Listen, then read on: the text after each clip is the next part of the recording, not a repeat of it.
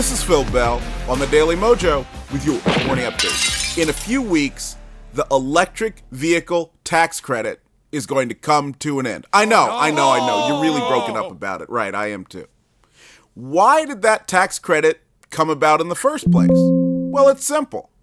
A lot of folks in business and government got together and said the only way that we can convince the American people to stop using the vehicles they like using and to buy vehicles they're not interested in is if we give them a federal tax credit.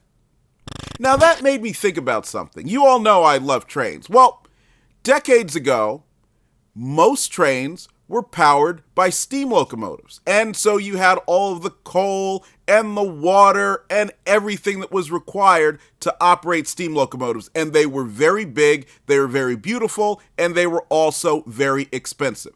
So a group of people in different companies came along and said, hey, we might be able to make some money by selling locomotives that are powered by diesel engines. They'll be cheaper to operate, they'll be smaller, and they'll be more versatile. So they started building these locomotives, and they demonstrated them to the railroads. And what happened?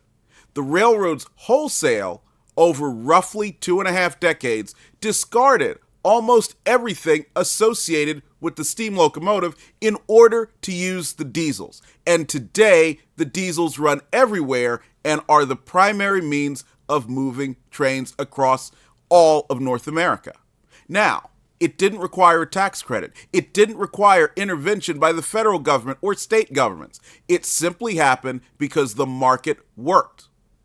Why is it that the same thing can't happen with automobiles? If you want an EV, you could get an EV as long as there are enough people who also want EVs in order to make it work. And if the electric vehicles themselves are worth a damn. Of course, there are too many lazy people in business and stupid people in government who think that, well, no, we can't let the people decide. We've got to decide for them. And thus, you had an absurd tax credit, which thankfully President Trump is bringing to a close.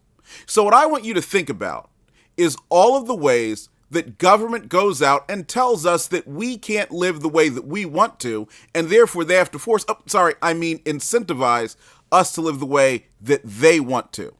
And I want you to remember that the next time you go to the ballot box. So please, leave a comment under the show, let us know what you think, and I also hope you'll download the Daily Mojo smartphone app and enable notifications. That way you'll be up to date on the latest craziness and good stuff coming out of Washington, D.C., and you'll know how to share it with others. Stay sharp, stay strong, and stay free right here on the Daily Mojo. Phil Bell's Morning Update is only on the dailymojo.com.